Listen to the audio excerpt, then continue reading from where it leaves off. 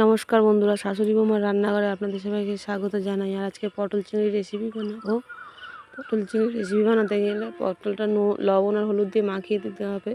নিয়ে কড়াইটায় উনুনে বসিয়ে দিতে হবে। দিয়ে কড়াইটা গরম হয়ে গেলে তেল দিয়ে দিতে হবে। তেলে চিংড়িটা ভেজে নিতে হবে। চিংড়িটা ভেজে নিয়ে তুলে নিতে হবে। নিয়ে ওই কড়াইয়ের মধ্যে আবার পটলগুলো দিয়ে ভেজে নিতে হবে। দিয়ে আর একটু তেল দিতে হবে। দিয়ে তেল দিয়ে আলুগুলো দিয়ে দিতে হবে। দিয়ে আলুগুলো ভেজে তুলে নিতে হবে। আলুটা একটু লবণ আর হলুদ দিয়ে ভেজে নিতে হবে। নেড়ে চেড়ে নিয়ে তুলে নিতে হবে। তুলে নিয়ে আর ওই তেলে দুটো তেজপাতা, একটু জিরে ফোড়নে দিতে হবে। দিয়ে আর একটু আদা রসুন ওই ফোড়নে দিয়ে দিতে হবে। দিয়ে ভালো করে কষিয়ে নিতে হবে। নিয়ে কুচনো পেঁয়াজ, একটা বড় পেঁয়াজ কেটে রাখা, সেটা নিয়ে দিয়ে ভেজে নিতে হবে। নিয়ে লবণ, হলুদ, লঙ্কার গুঁড়ো দিয়ে একটু কষিয়ে নিতে হবে। নিয়ে একটু জিরে বাটা মধ্যে দিয়ে দিতে হবে।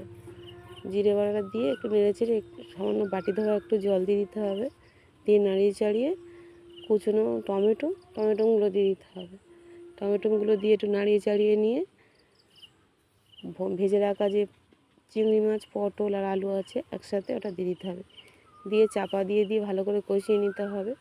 কষানোটা যখন হয়ে যাবে তখন জল দিয়ে ফুটিয়ে নিতে হবে। ফুটিয়ে নিয়ে সামান্য একটু চিনি আর গরম মশলা দিয়ে নামিয়ে নিতে হবে। আর ভিডিওটা ভালো লাগলে লাইক করবেন। আপনারা ভালো থাকবেন, সুস্থ থাকবেন।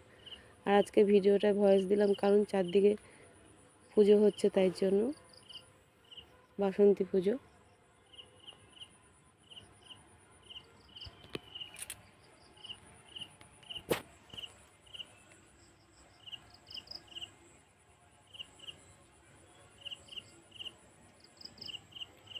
আজকে ভিডিওটা এই পর্যন্ত শেষ করলাম।